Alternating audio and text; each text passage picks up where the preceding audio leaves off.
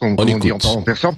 En fait, il s'excuse, mais dans le même temps, il dit, et c'est cette partie-là qui est la plus importante, il dit que, en fait, pour que l'Iran cesse d'attaquer donc les bases américaines dans la région, il faudrait que ces pays-là fassent pression pour les États-Unis pour pour qu'ils arrêtent donc de tirer ou d'attaquer l'Iran depuis donc les bases américaines qui sont situées dans les monarchies arabes du Golfe Persique. D'ailleurs, au moment même où il faisait cette déclaration, enfin, au moment même où ce message vidéo enregistré était publié par la télévision d'État, plusieurs attaques ont été menées contre les bases américaines au Qatar et à Bahreïn, mais aussi l'aéroport international de Dubaï, qui a été frappé par un drone. Et ensuite, un porte-parole des forces armées iraniennes a déclaré qu'il n'y avait rien de changé dans la politique iranienne et que l'Iran allait continuer à frapper les bases américaines dans les pays de la région parce que l'Iran a été attaqué depuis ses bases.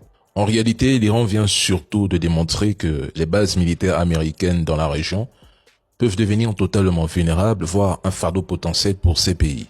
Maintenant, Trump promet des frappes violentes ce week-end, mais c'est exactement ce qu'il fait déjà depuis plusieurs jours avec l'entité, au point d'entamer sérieusement ses stocks de munitions.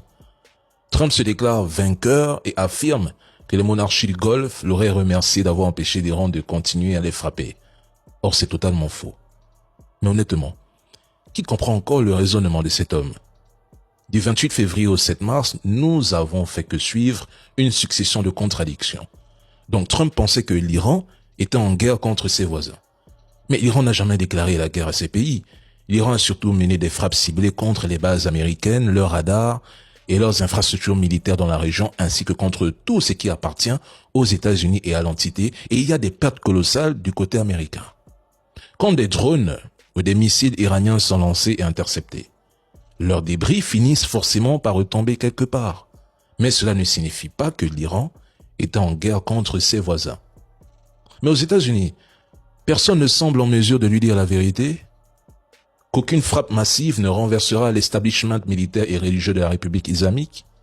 Parce que ce que fait Donald Trump commence à ressembler à de la communication pour masquer son échec politique.